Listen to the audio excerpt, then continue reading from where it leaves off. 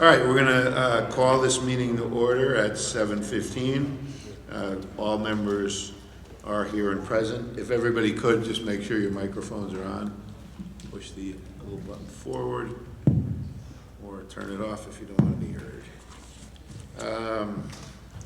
To Mr. Kennedy. All right, please stand for opening invocation. We beseech you, Almighty God, to bless this meeting of the Board of Education. So guide and rule over our hearts and our minds, that all our deliberations and decisions may be in accordance with your will and lead to the advancement and welfare of the community of Stratford that we serve.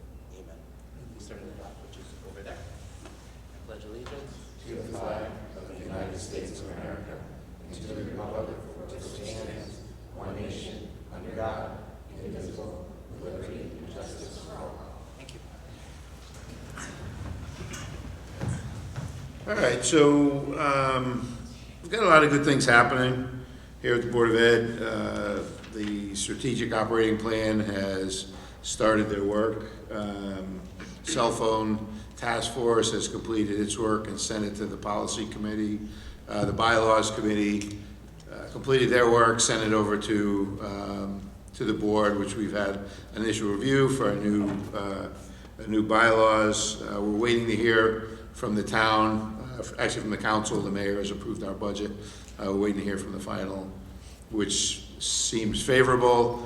We've begun talking to the mayor and her staff about the capital improvement plan. So we've got a lot of good things happening. We've just hired 2 principals. Our superintendent, as you all, some are aware, we entered in negotiations with her for a new contract, or for a contract. So we've got a lot of good things happening. I think with the warm weather too, it brings about a certain happiness and peace of mind knowing we're getting to the end of the school year, and people are looking forward to that, seeing summer around the corner. So we'll continue going. This board has done a lot over the last year and a half, and we'll continue in that vein. Our goal is always to improve the educational environment for the students, make sure our students and staff feel supported and appreciated, and make sure that they have the resources they need. So we will continue in that vein, and we've got about 6 months left for this board, so hopefully we can finish on a positive note. That being said, we have 2 speakers, and it is, let's see, Jennifer, and you guys can pick the order you want to go in, Jennifer and Kara Cummings. It's up to you who might want to go first. Okay. And if you could just state your name and address for the record. You'll have 3 minutes. She should say her address, right? Okay, my name is Kara. My name is Kara Cummings. I'm in 6th grade going into 7th in September. And this was going to be my 3rd year going into band camp. It was so fun. There were some really nice teachers and some high school students that volunteered. And it was where I learned my clarinet. And my sister Erin was so excited before she was in the audience. And this was her first year, going to be her first year going to band camp. But it got canceled due to funding, and this is some kids' only camp to go to during the summer because it's the only free camp in Stratford. Like, this is their only fun thing to do during the summer. So, and these 2 people standing behind me, these are some students that were either gonna do the band camp or were in the band camp. Say hi, guys. Okay, I really hope you can find the funding for it this year or next year. Thank you.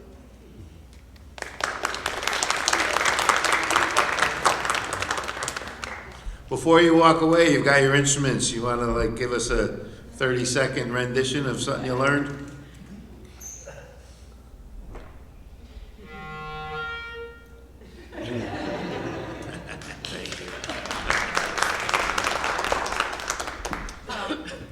They have wonderful concerts every Thursday at the camp. I don't know if you guys had a chance to ever go in the summer. It was so wonderful. It's such a great, I just want to echo Kara's comments. It's such a wonderful program. I can't thank you enough for supporting it. I don't know how long it's been. Kara's been in it twice. Just wonderful.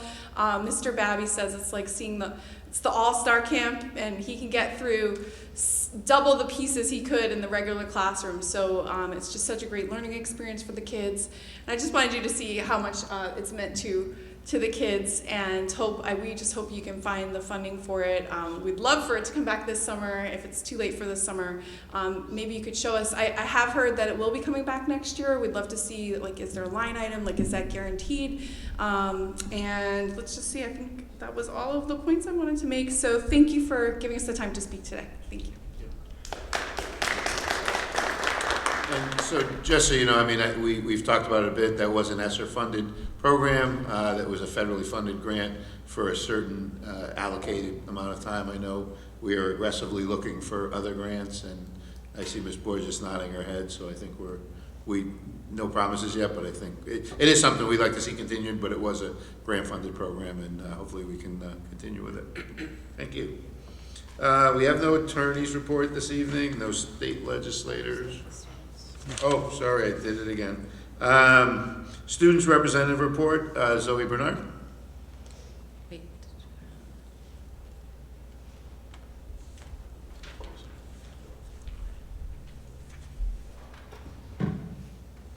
Good evening. My name is Zoe Bernard, and it's a pleasure to be able to speak to you all this evening. I hope everyone enjoyed their recent April break. Stratford High School would like to congratulate Superintendent Borges on her appointment as Superintendent of the Stratford Public Schools. Superintendent Borges, congratulations from everyone at Stratford High School. We wish you continued success in your new role.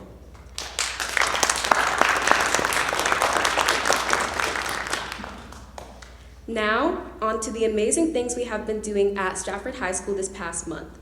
Stratford High School has just learned that our own Max Owen has been named a Prince for the upcoming 2025 Barnum Festival. This is a well-deserved honor for an amazing young man. Congratulations, Max. We are happy to announce that last week we completed our Spring Point visit. During this time, we are observed and rated against their indicators of school quality. We received outstanding ratings for positive relationships where they said, "The staff at Stratford High School actively seeks to build nurturing and trusting relationships with all students. Adults are accessible, supportive, and trustworthy." In progression, transparency, and feedback, where they said, "Stratford High School empowers students to independently monitor their grades and progress by providing tools and experiences to support students in owning their academic growth and progress to graduation." We have a lot of work to do, but this reinforcement shows us that our efforts are paying off. Stratford High School would like to congratulate Kathy Mack. After winning the Fairfield County and the State of Connecticut Award for the Best Teacher of American History, she recently learned that she finished 3rd nationally. Congratulations, Kathy Mack, from everyone at Stratford High School. Stratford High School's stock market team, the Stratford Godfathers, qualified for the national championship. Unfortunately, because the competition date falls on graduation, they will not be attending. Well done and congratulations. Our band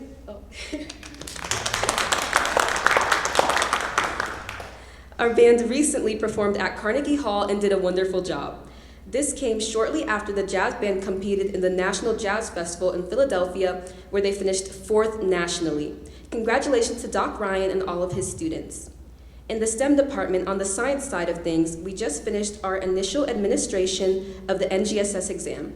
Science National Honor Society will say goodbye and good luck to the 10 members of the class of 2025 and officially induct 36 new members in the class of 2026 at the induction ceremony on Friday, May 2nd.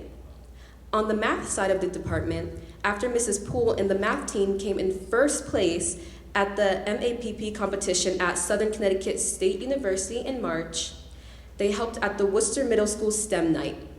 During this event, our representatives helped run stations and interacted with middle schoolers to promote the love of math and science. The Stratford High School chapter of the Math National Honor Society wishes these 13 students all the best in the next chapter of their journey, but are also preparing to welcome 17 new inductees at the induction ceremony on Friday, May 2nd. All are invited. The Humanities Department is riding a wave of joy with the arrival of our evidence-based reading and writing SAT scores.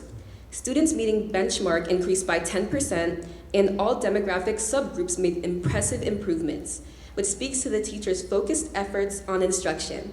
In Mrs. Albany's grade 9 English classes, students have focused their energy on exploring censorship and book banning via an argumentative essay.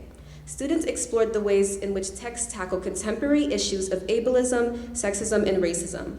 In Ms. Cass' grade 10 honors class, students are exploring texts that question to what extent hate speech should be protected by the First Amendment as a part of the perspective unit. They are engaging in literature circles, engaging in civil discourse that justifies their reasoning. In Mr. Lapia and Mr. Tonzola's CP Modern World History courses, students are engaging in the redesign of a summative assessment that explores whether war is justified.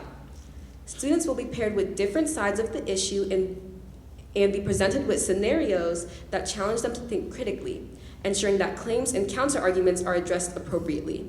Speeches will be written with the class acting as parliament, and a portrait of a graduate reflection has been integrated at the conclusion of the task. The school counseling department has been working with students to help them solidify their post-secondary plans. Seniors are preparing to make their final college commitments on May 1st, National College Commitment Day. On March 26th, 96.9% of our 11th grade students completed the SAT. During this time, seniors completed their mastery-based credit portfolio, and 9th and 10th grade students had the opportunity to work on grade-level College Board lessons with school counselors. On March 31st, the admissions counselor from UConn came to Stratford High School to celebrate all of the students who were accepted into UConn and to answer any questions that they may have. Counselors who went into the junior English classrooms to deliver post-secondary planning lessons, where all juniors were exposed to the post-secondary planning options. In athletics, spring sports have started up. Boys and girls track have already had several athletes qualify for SWCs and states. Our boys and girls tennis teams are enjoying their new courts at Longbrook Park. Stratford High School has an increase of 50% participation in tennis from the prior year. Baseball and softball played Bunnell in non-league games during spring break week.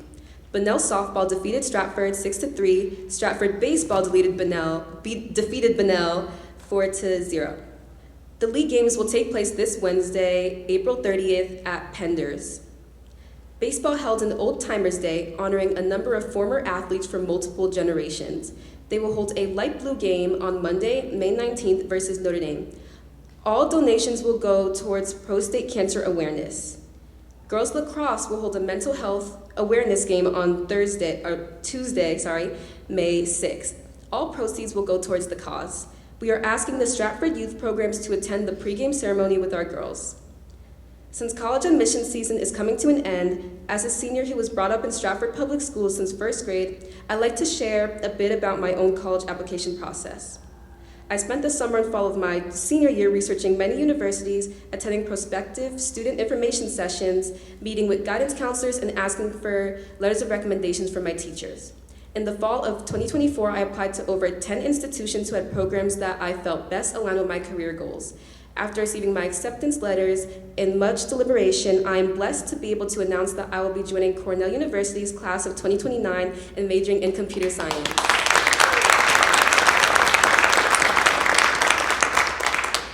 Stratford schools have really helped shape me as a scholar and have contributed to who I am today.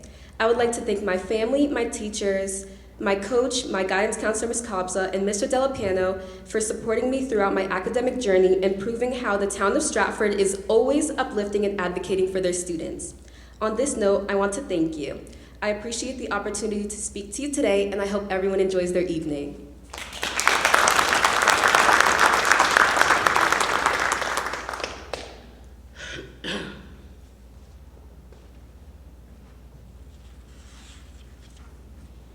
Good evening. My name is Jenna Bernardo, and it is a pleasure to speak with you this evening. It's hard to believe that the end of this year is right around the corner. At Bunnell, we have hit the ground running with events and celebrations. Firstly, we would like to congratulate Bunnell Junior Lindsay Basil, who was named the 2025 Barnum Festival Princess at the coronation at Vazano's Four Seasons last evening. Congrats again. In STEM courses, many students are preparing for AP and ECE exams this season to have opportunities to earn college credit while in high school. Honor societies in science and math will welcome new inductees in the school-wide ceremony in June. New school day SAT data from this spring has been released, and an initial analysis shows improvement in the school-wide math performance. In mathematics, 2 teams from Bunnell successfully competed in the Southern Connecticut State MAP competition. On May 1st, we would like to welcome JP Morgan and Junior Achievement for our annual Financial Literacy Day in math classes. Math teacher Betsy Hull attended the Atomic Conference and brought back a number of resources to share with her colleagues in the Bunnell Math Department. In science, Bunnell juniors took the NGSS summative assessment to measure their science content knowledge and skills last Tuesday, April 22nd. These results inform students, staff, and families about how we can support our learners and improve science instruction in Stratford Public Schools.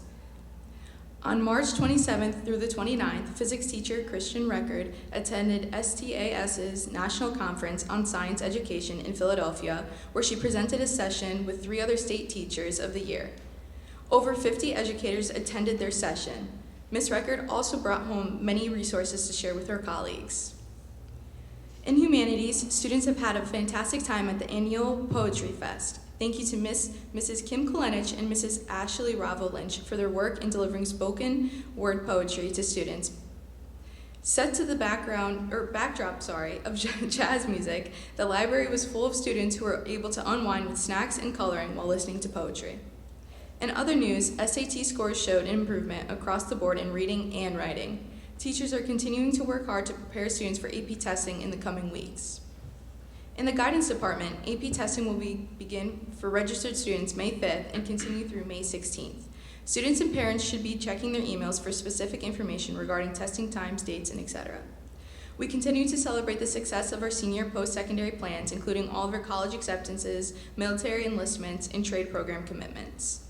The guidance team is looking forward to our senior scholarship night scheduled for May 22nd, 2025, where our seniors will be recognized for various achievements throughout their time at Bunnell.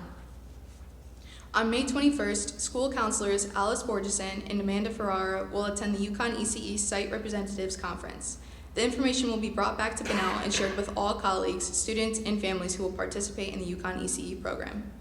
During the 2024-2025 school year, 256 students were enrolled in UConn's ECE program at Bunnell, registering for 1,233 credits. Each year, our enrollment grows. We hope to continue with that momentum in the 2025-2026 school year. In our Fine Arts Department, Bunnell's Stage Theater program is excited to announce that our spring musical is Disney's High School Musical. Mark your calendars for our performance dates, May 8th, 9th, and 10th. The Spring Music Department concert is May 20th at 6 p.m. Please come support the choir, band, and orchestra. The Bunnell Indoor Drumline and Winter Guard have just finished their seasons off strong. On March 29th at Guard Championships, the Bunnell Winter Guard finished 3rd place in their class and 7th place overall out of over 20 guards in Connecticut.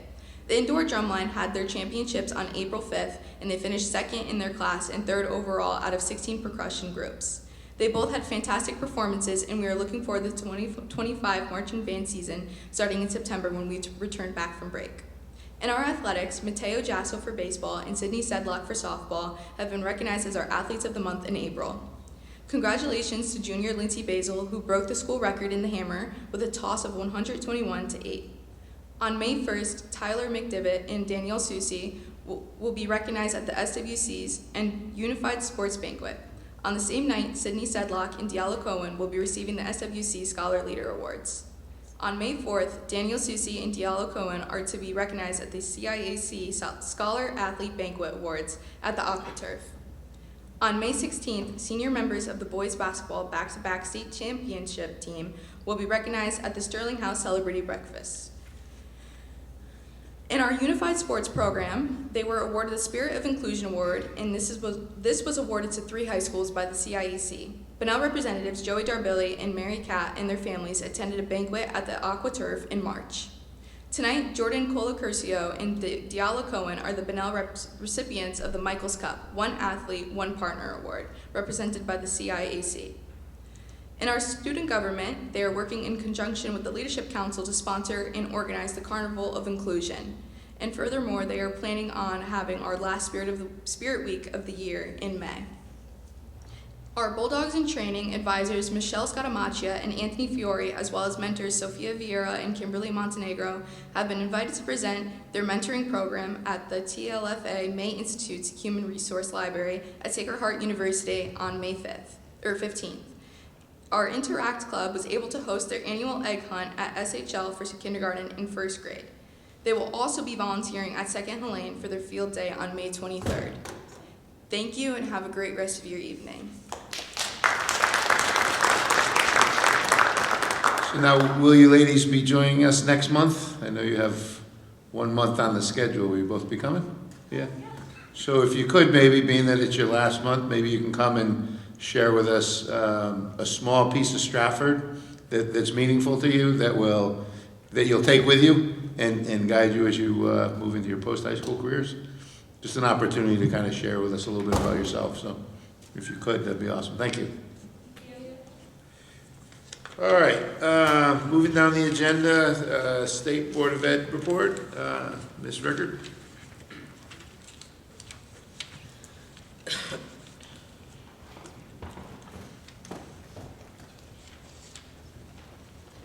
Good evening. Thank you for the opportunity to come and talk to you about what's gone on with the State Board and the State Department of Education over the past month. The most recent State Board of Education meeting was Wednesday, April 2nd. And you may recall that just prior to that, on March 28th, the federal government issued a clawback of ESSER funds, which reversed funding extensions that had been previously granted to states and towns. When I got the notification, I immediately got in touch with Ms. Borges to make sure that all of our money had in fact been spent down. So Ms. Mangini, thank you for, on behalf of all of us in Stratford, for being so completely on top of that, because over almost 24 school districts did lose money in the clawback. The state also lost about $7 million of funding in the clawback. On the date of our State Board of Education meeting, the commissioner reported that the meeting ended was on Wednesday. She had been scheduled for a meeting with the U.S. Department on Monday, but that had been canceled. And so subsequently, another meeting has been requested, and since then, Connecticut has followed the process for going through another waiver request, and so that's now pending with the federal government. I also had the opportunity to attend a NASB meeting. NASB is the National Association of State Boards of Education, in which all of us from across the country were able to sort of react in real time to what was going on in our state. So it was really interesting to find out that although our first take on this Connecticut State Board was how detrimental this was, Connecticut is in better shape than most other states who had their monies clawed back. So that's still a sobering issue that's out there to take care of. And then the day after our State Board of Education meeting on April 3rd, the Department of Education issued their request for state education agencies to certify that they're in compliance with Title VI and to collect certification responses along the same veins for school districts. On the 15th, you probably saw in the news, the governor held a press conference stating that Connecticut would not reply with that request.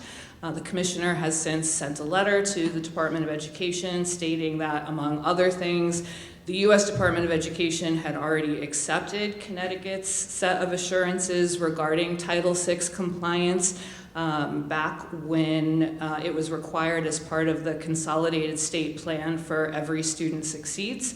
And so we've continued receiving federal funding for that. Therefore, there should be no other need for us to certify our compliance with Title IX. And she further stated to the U.S. Department of Education that we in the state are unaware of any federal or state statutes prohibiting diversity, equity, or inclusion, and that the CSDE is unaware of any current legal authority that the U.S. Department has to obtain that certification from local school districts.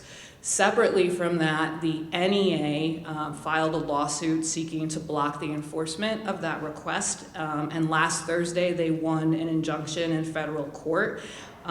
So this injunction applies specifically to NEA districts, of which we are one. CEA is the state affiliate of NEA.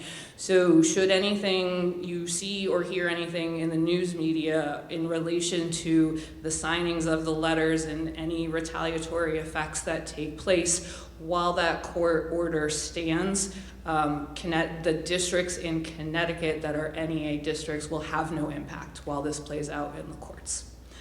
In addition to that, at our State Board of Education meeting, we slightly discussed the Connecticut School Discipline Collaborative's report. They legislatively have to report to the General Assembly on school discipline practices. I'm happy to share the full report with you. It's about 24 pages, but the major highlights were the 4 recommendations from the collaborative. The first one is related to continuing community partnerships for mental health and diversion programs, specifically highlighting the need to replicate appropriate and scalable interventions throughout the state for differently situated districts, meaning urban, rural, large, small, all of the different types of districts that we have here in the state. The second recommendation is related to MTSS support, and that was to provide statewide integration of MTSS interventions.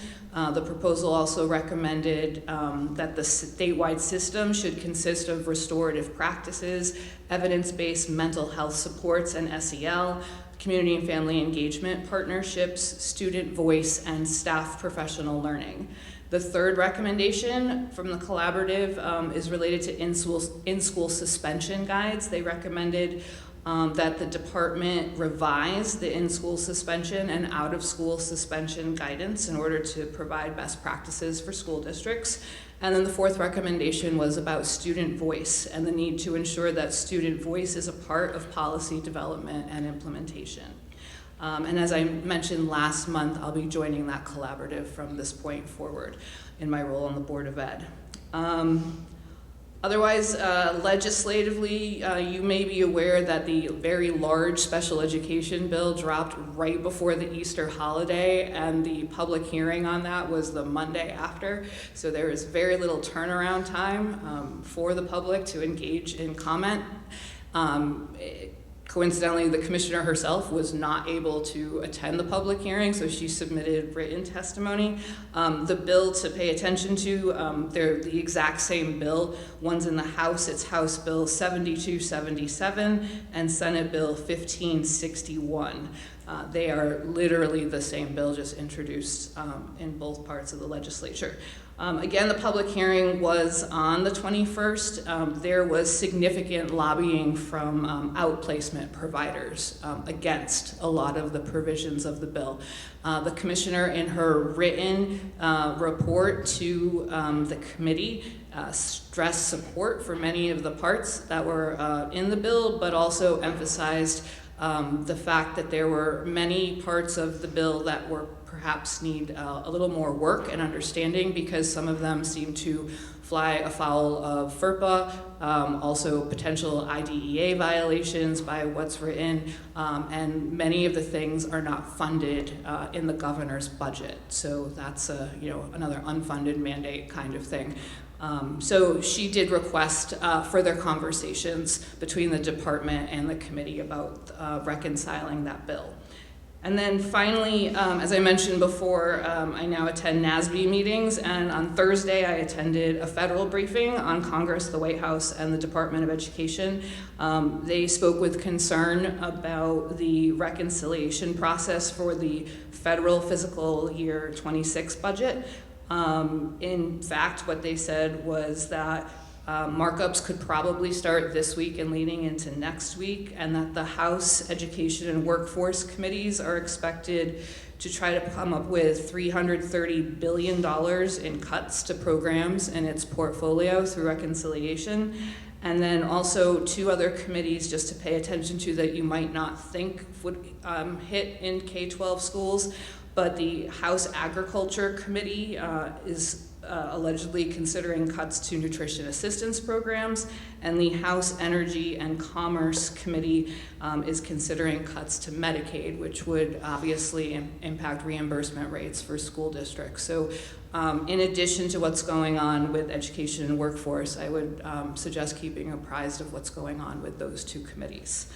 And with that, my next State Board of Education meeting is on Wednesday, May 7th, and I anticipate a very long agenda based on what I've just shared with you, because there's a lot of open-ended questions about a lot of things, many moving pieces, and there's lots of questions, and the commissioner hopefully will have more information for us at that point.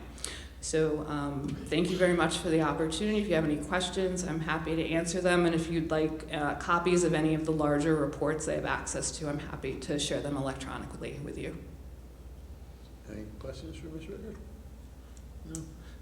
So you said cuts in Medicaid. That was our state government that's going to be cutting Medicaid. Federal government. Federal government? Okay. Federal government. Okay, thank you. Mm-hmm.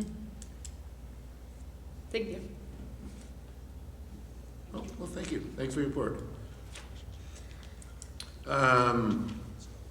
So we have a couple presentations, and that the first will be the Stratford High School Math Champions.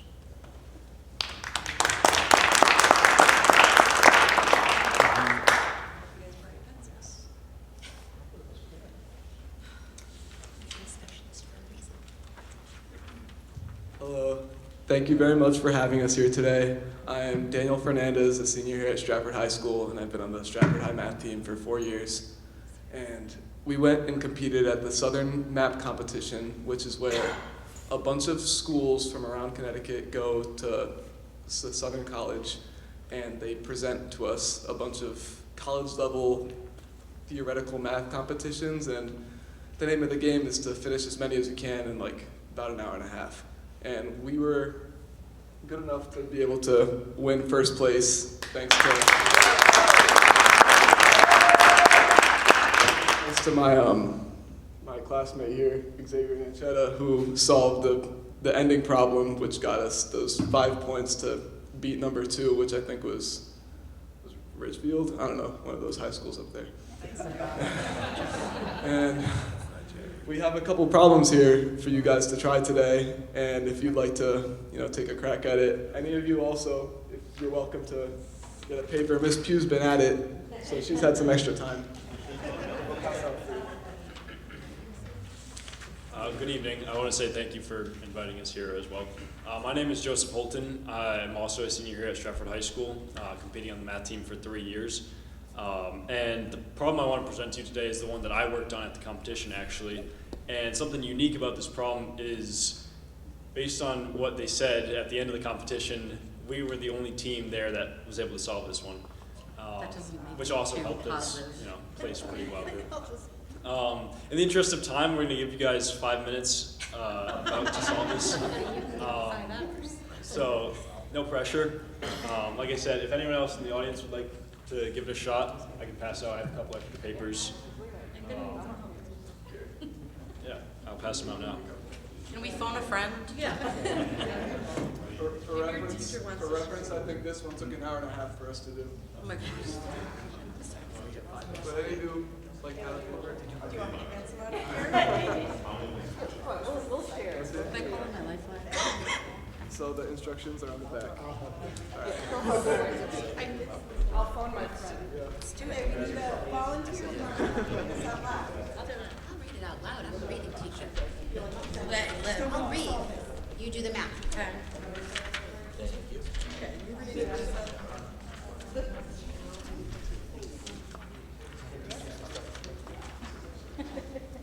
you want me to read it? Yep. All right. Everyone ready? The tomb. Clue. Alex is so thankful for your help in freeing him from the Sphinx.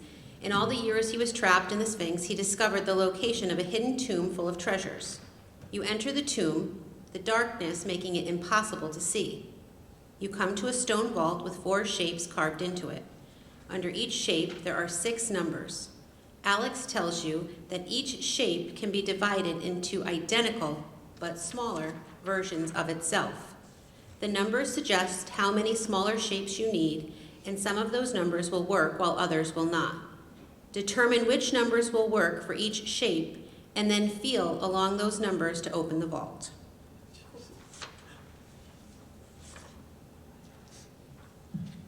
I would like to add that this is a part of a story, so some of the context is a little bit off, including the feel part. There's another reference guide for Braille code, which is what your answer will give you.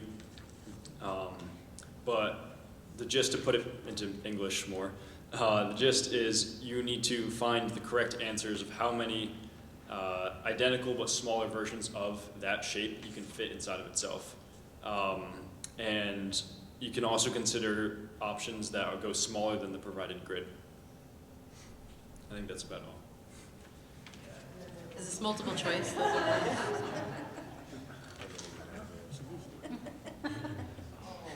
So how about we be extra nice to our Board of Ed and we let them take this home? And if any one of them can solve it, then Mr. Delapiano, I would like to buy pizza for your math team. If one board member can figure it out. Not you. If one of us can figure it out, overnight. Mr. Delpiano, if one of us can figure it out, I will personally buy you lunch. We'll buy you lunch. But I think they're gonna need overnight, because 5 minutes is not enough. That's right. Do you guys have a second problem for them? No, we were going to present one. Okay, that's a good one. I think 1 is a good place to start.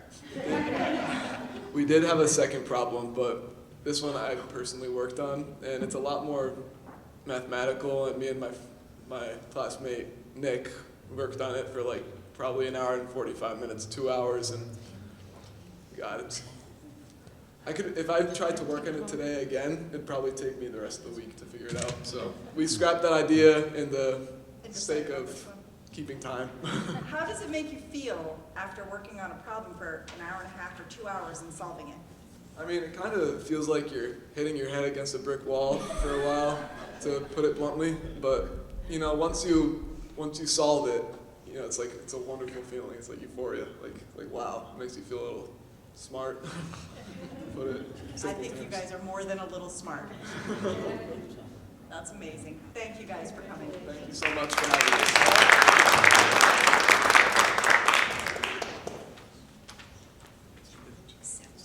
Becca is not back yet, so they're I was just on. gonna say, when I saw it on the thing, I'm like, I still have a child in Florida. Yes, not yet. When they get back, they'll present. They're still in Florida. Where are they? Oh, they're in Because Florida. in Florida Okay. right now. So we will push that to next month's meeting. And then, so next on the agenda would be a residency update? Yes. Going the wrong way.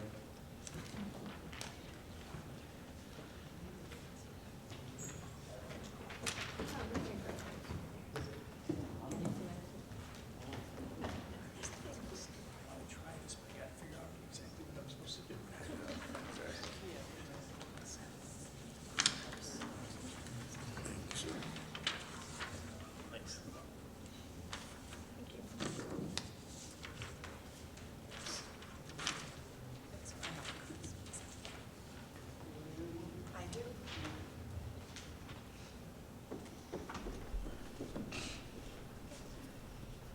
Good evening. Before I start speaking about residency, I just want to highlight a couple of the things that I've been doing, working along with the police department and fire department to keep our schools safe. Last fall, we, through Western Connecticut State University, all the administrators from every school went to 3 workshops, started last October, and we continue this March, in February, March. Anything that had to do with school safety, prevention, and it was successful that one of our principals will probably go for training so we could train all of our administrators in-house. Continue to work to receive more cameras for our schools for safety.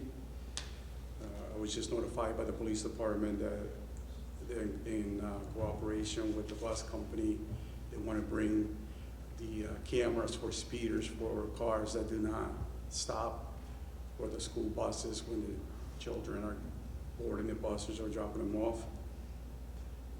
Had some issues that I worked on with Sonatrol when we constantly do fire drills, lockdown drills. So we had some issues. I believe the last meeting I spoke with in front of the board, it was a call center that is not located in Stratford or in Connecticut when they were trying to call dispatch to alert them that a panic button was pressed or any emergency at the schools. It was not being answered properly because when they're calling from out of state or out of Stratford, you can't dial 911. So the call was coming in just as a regular call to dispatch where they were concerned with 911 emergency calls. So now, along with Larry Ceccarelli, we developed, we know the number that the alarm companies call when we call for a lockdown. All the dispatchers were trained, so they know that during the day, anytime that number comes in, it's treated as a 911, and all the dispatchers are aware of it, which is critical. Sometimes that we were doing this training, the drills, it was taking 4 or 5 minutes before that officer that was standing next to me was being asked by the dispatch center if there was a problem at the school. So we continue to monitor that every time. I make sure that we continue to test all the panic buttons and the time that it takes for the dispatchers to get a hold of us to ask, is there a drill or is something really happening at the schools? I also worked in labeling all the doors at every school, inside and outside, for emergency reasons, and came up with an idea of labeling with a specific, which I'm not going to discuss here, for officers and firefighters to know which doors. They all have 5 they could get in our buildings, but in case of an emergency, they don't know which door they can come in with their 5. So now all they have to do is look for this specific marking at the doors and know that they could come in through those doors. So less time for them to figure out how to get in and give us some help at our schools.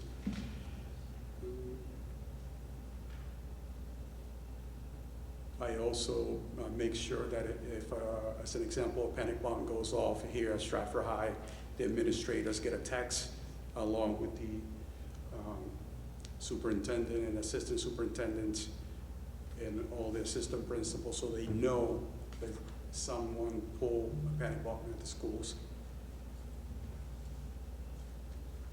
Going to the security, the climate specialist, finally this year, I was able to hire all of the climate specialists that we needed. It was a challenge because when I first started this job, the pay was not that great. So in working with Pam and now with Heather, it has come up, and now we're fully staffed when it comes for the security at the schools, the climate specialists.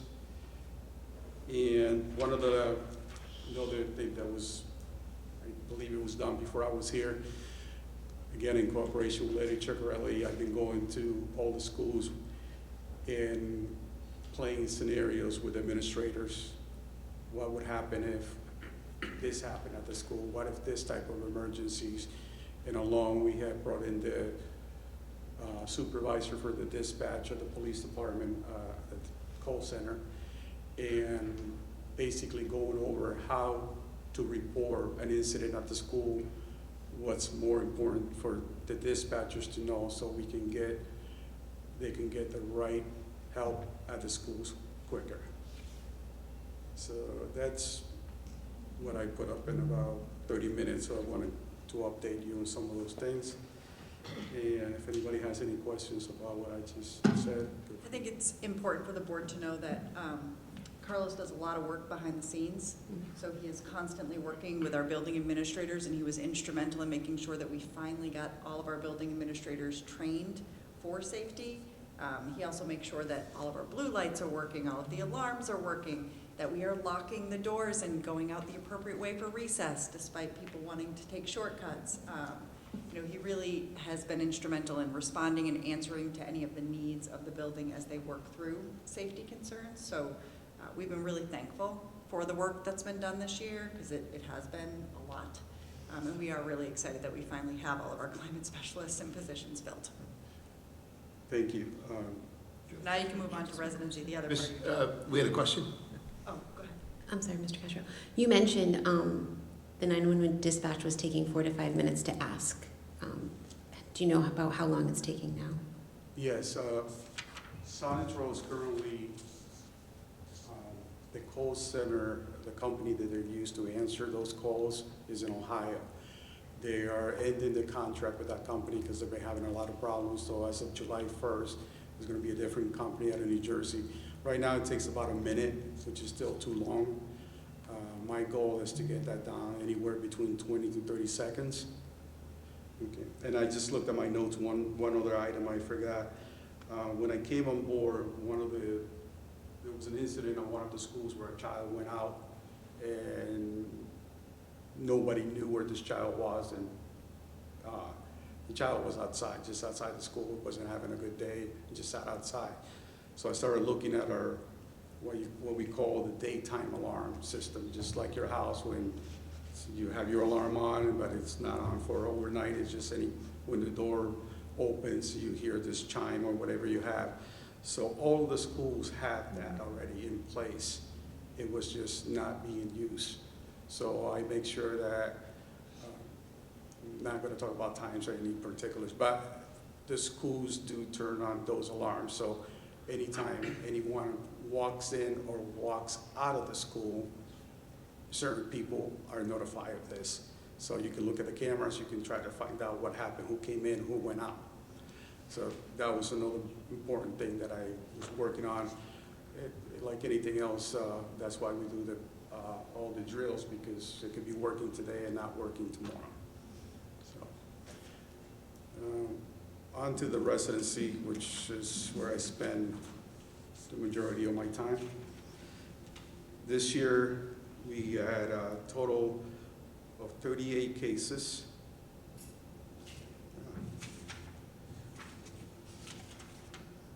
And I gave the wrong, I didn't give my sheet. So this enroll for this year, we have a total of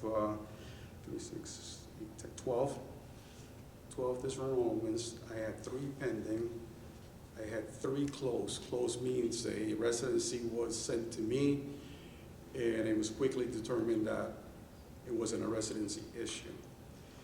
And the confirmed numbers are residencies that were turned in. I investigated. It takes just as much time for me to do all my background and all that, but I confirm many people are on their housing list, many people are in town, and we have purchased software which allows me to, my investigation is more accurate. I have a lot of things in the background in a computer from this company that we pay a service for. I can tell a lot of information as to where people live and many other things that I'm not going to, again, talk in public. So that's where the confirm is. It was reported they might not live in town, but it turns out that they do live in town, and I confirmed that. The cases that I work that they take, I have to do at least 4 visits, 4 surveillances, and you think it might be easy just to go 4 days in a row.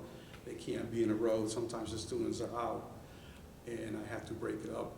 And it could be, I could be out there at 6:30 in the morning for high schools, and I could do 2 cases in one day if I'm working at high school, elementary, middle school.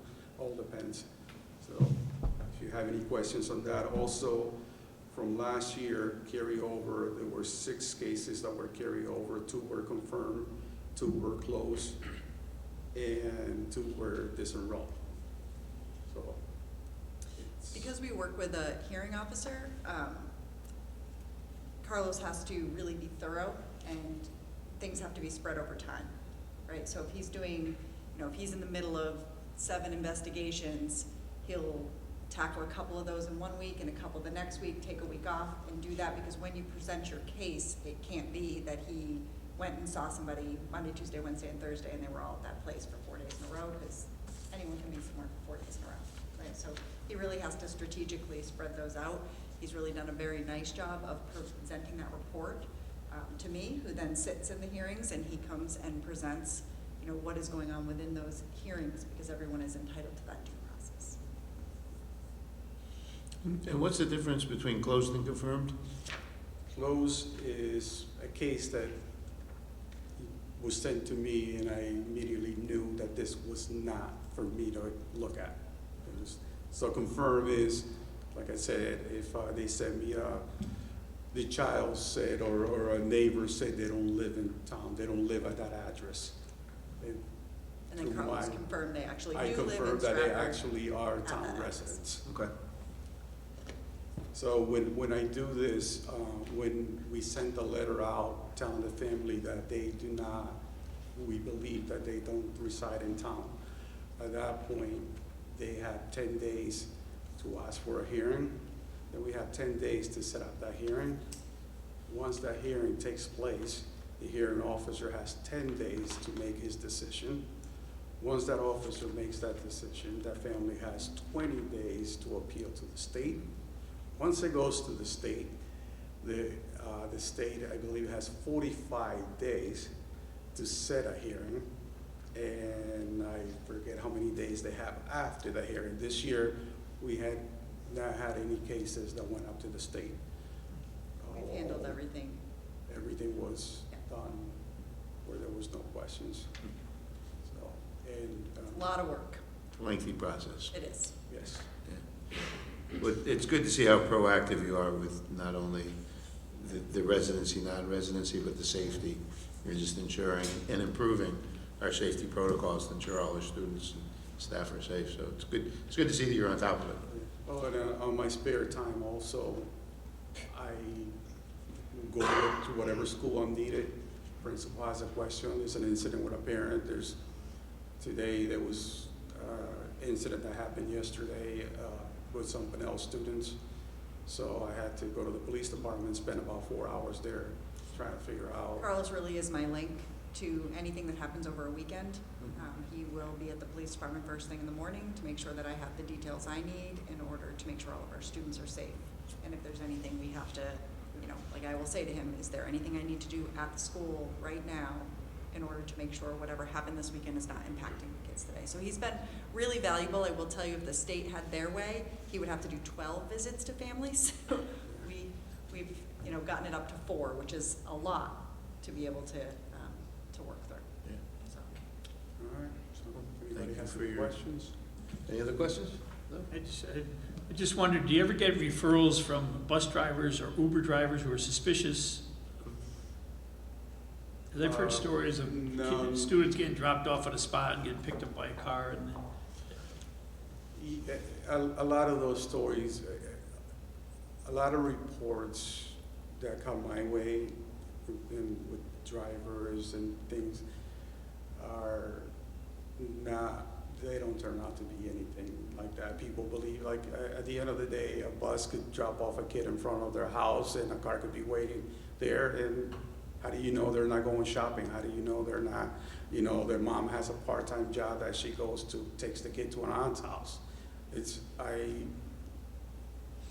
Most of my job in surveillance is done at a particular time, and it's not at the end of the day, because I don't want to talk about it anymore as to what I do. But it's I have a line, anonymous line, where people call and leave messages.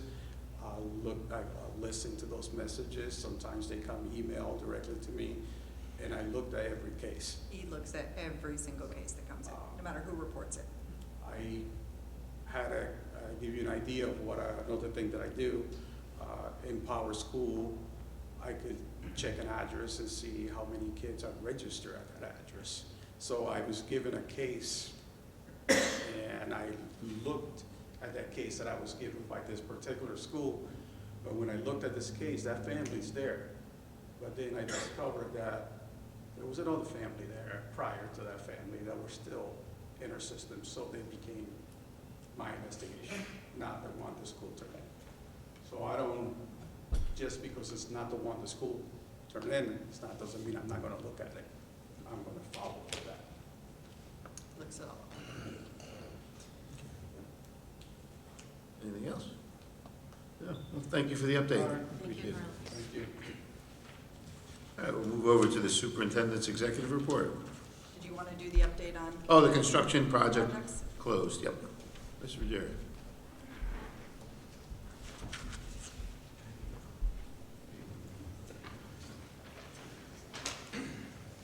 Good evening. So, and I had asked Mr. Ruggiero to come.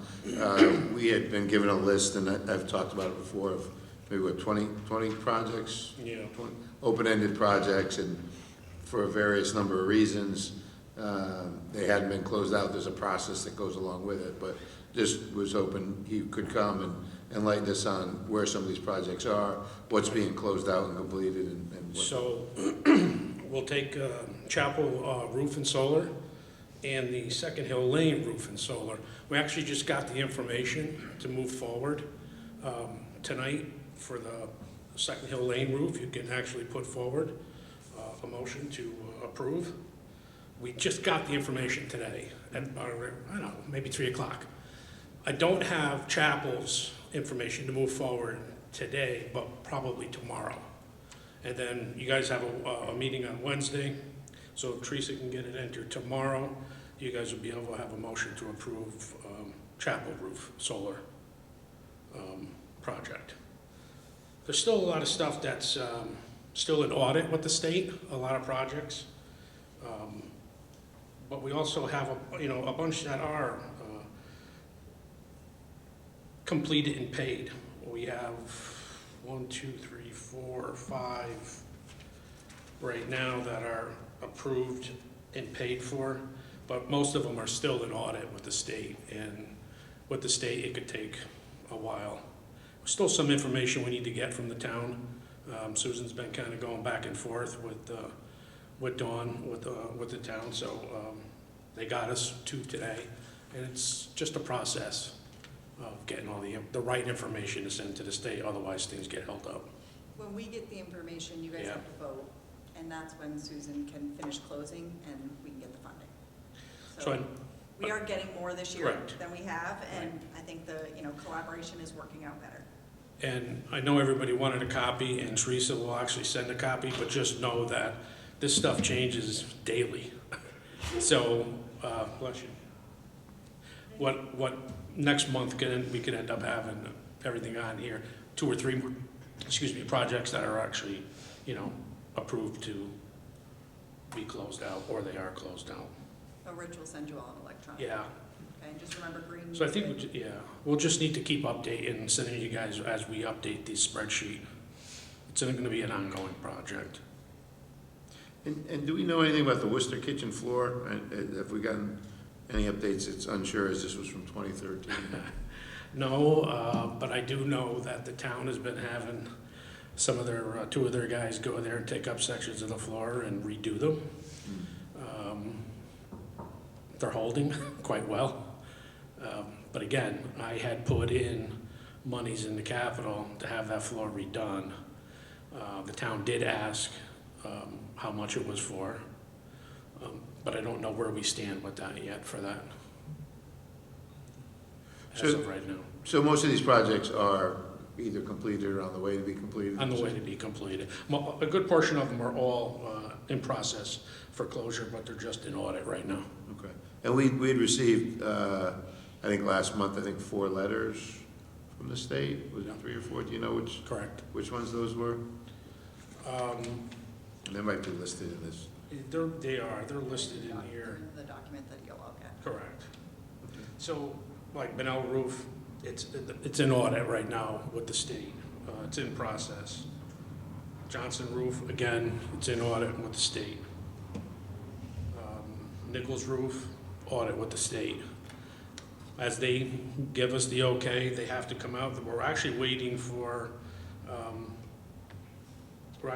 the state to come out to visit our honey spot so they can move forward with approving there.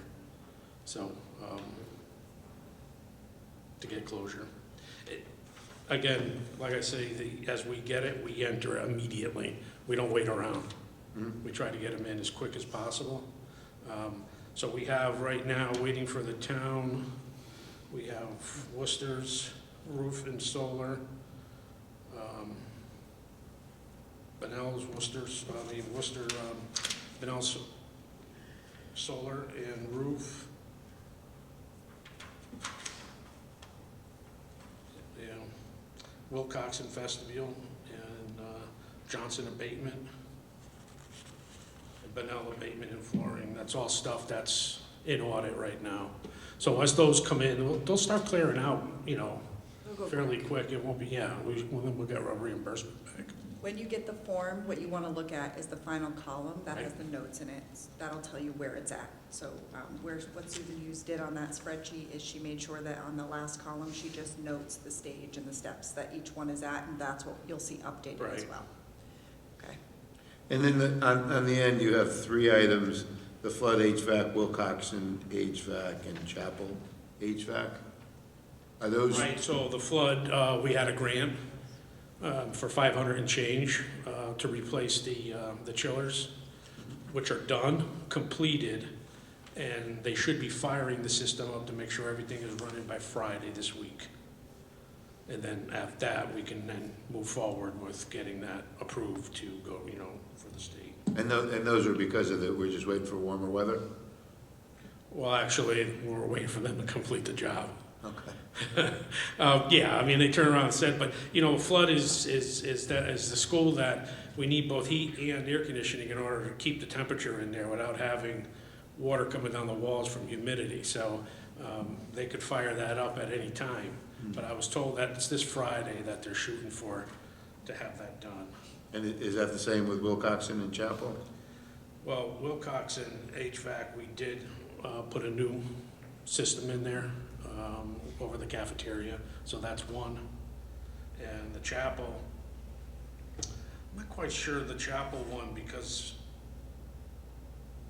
I gotta find out about the chapel, only because we didn't really do any big HVAC work there. And I'll get back to you on that. Actually, we'll make a note on that when we send you an updated copy. Any questions or? We don't have the material in front of us I like you think do. it's more of they'll email the material, and then next meeting, if you guys have questions, you can ask. What's that? You're the only one with a copy. But we do have the motion. Correct. We can either do this tonight or do it at the special meeting. Is it something that they wanted us to do tonight, or? Susan was hoping that you'd do it tonight. Okay. All right. So this is, and so give us a little update on the Second Hill Lane. This is for the motion would be for the Second Hill Lane Elementary School? Correct, for the roof, the new roof and the solar. Roof and solar. It's completed now? Yes. Yep, like I say, we got all the information we needed to move forward on our end from the town today. Okay. Only for Second Hill Lane. I don't have Chapels, which could be tomorrow. Right. We'll do it at our next. Correct. Yeah, but we can do Second Hill Lane. But it's all been completed. You spoke to the Yes. town where they have all the paperwork they need. It's pretty much just a formality for us to accept it. Sure. When you get the motion, it means we're ready to go. Okay. So I would like to get a motion to waive the rules and add the Second Hill Lane Elementary School filing of form for project 1380109 RRPV added to the agenda. So moved. Moved by Ms. Bedell. Second by Mr. O'Brien. Any discussion? All those in favor? Aye. Opposed? Motion passed unanimously. So the Board of Ed, it's been added to the agenda then. The Board of Ed approves the following. Filing of Form SCG 049F, final grant application for the roof replacement and solar photovoltaic project at Second Hill Lane Elementary School project number 1380109 RRPV with the Department of Administrative Services, the DAS, Office of School Construction, and adopting the following resolution accepting the project as complete. Be it resolved that the Stratford Board of Ed accepts the Second Hill Lane Elementary School State Project number 1380109 RRPV as complete. So moved. Moved by Mr. O'Brien, second by Mr. Bedell. Any discussion? All those in favor? Aye. Opposed? Motion passed unanimously. Thank you. So I guess we can let them know. We'll get that. If you can get, as soon as you have the information, just, Yeah, we could do, just I know they update were it, pushing we'll send today, it, but yeah. it'd be nice if we just have Sure. a moment to review it and formulate any questions we might have, but. Okay. All right, I think that was it, if anybody had any other questions, but, so you'll update us on that, we'll keep us comprised, Absolutely. and, yeah, and we'll go from there. All right, well, I appreciate it. Sounds good. Thanks for taking the time.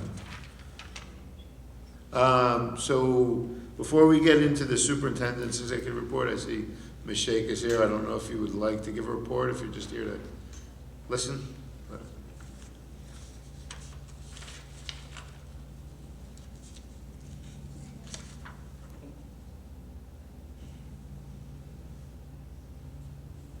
Good evening. Representative Joe Gresco would have liked to be here, but he was stuck in leadership. We had session today. So fortunately, we got out a little early, so I apologize for being late. I had WPCA before here. So we're more than halfway through the legislative session. There are over 3,000 bills that have been submitted. So right now in the process for the legislature, there are bills that are going through, for the most part, the second to last step, where if some of them have to go to appropriations, then they go there because there's therefore a fiscal note attached to said bills. But I wanted to bring to your attention, and I think, Mr. Chairman, remind me if I'm wrong, but I think everybody gets my weekly email blasts that go out. So I just wanted to be able to communicate through the microphone to all of you and whoever else is listening out there in YouTube, if that's the channel, and here in the audience also for a lot of our parents. I've gotten several emails of parents who have children with special education needs services regarding legislation that recently was moving through. So if you'd allow me, I just want to read, this is a brief synopsis. The new bill that is now moving and is still in the process is 63 pages long. So that's a lot for anyone to try and sift through and understand. And the special education, the legislature has a select committee this year to deal with our special education needs, financing, services, and they did a listening tour all across the state. The one closest to us here in Stratford was at Housatonic Community College. So I just wanted to give you that brief update just in case anyone hadn't actually read it. So this year, the Select Committee on Special Education has introduced two transformative proposals. It's House Bill 7277 and Senate Bill 1561 to better support children with special needs, their families, and the educators who work so hard on their behalf. Special education is a fundamental human right. Every child deserves the opportunity to learn, grow, and thrive in an environment that meets their unique needs. These bills take meaningful steps towards ensuring that right is protected and strengthened across Connecticut. To be clear, this bill does not abolish or eliminate private placements. It introduces fiscal oversight for how public dollars are spent in special education. Right now, our system is under enormous strain. We're seeing a significant increase in outplacement costs, which districts often continue to be charged and pay. This has caused the excess cost asked to increase while the number of outplaced students has remained roughly the same. Some districts spend millions to place kids in private programs, and some families are being left behind, struggling with the long wait lists and unaffordable costs when out-of-district options are their only choice. House Bill 7277 and Senate Bill 1561 aim to change that by focusing on building the capacity of local districts to offer high-quality in-district special education services, giving students the support that they need closer to home. They would help standardize tuition rates across the state while making services more accessible and then therefore sustainable. The Select Committee undertook a statewide listening tour to hear from parents, teachers, school administrators, advocates, and students, and their feedback has been crucial in shaping these bills. And the committee remains committed to a fair, transparent process that prioritizes the voices of those most affected. The goal is to build a special education system that is equitable, effective, and centered on what's best for our children and our families. And at the end of that, which went out in the email blast, was a note that these bills are still a work in progress, as they are, as the Select Committee continues to work in meetings and public hearings, which was last week, to finalize the best way to support special education programs across the state. So I had gotten a slew of emails from parents, and I don't know the source of what the group was, or if it was like an automated email of parents who were very concerned, very afraid. So I had seen Ms. Borges earlier this evening. I was able to get over to here, to Stratford High, to see the career services fair that we had.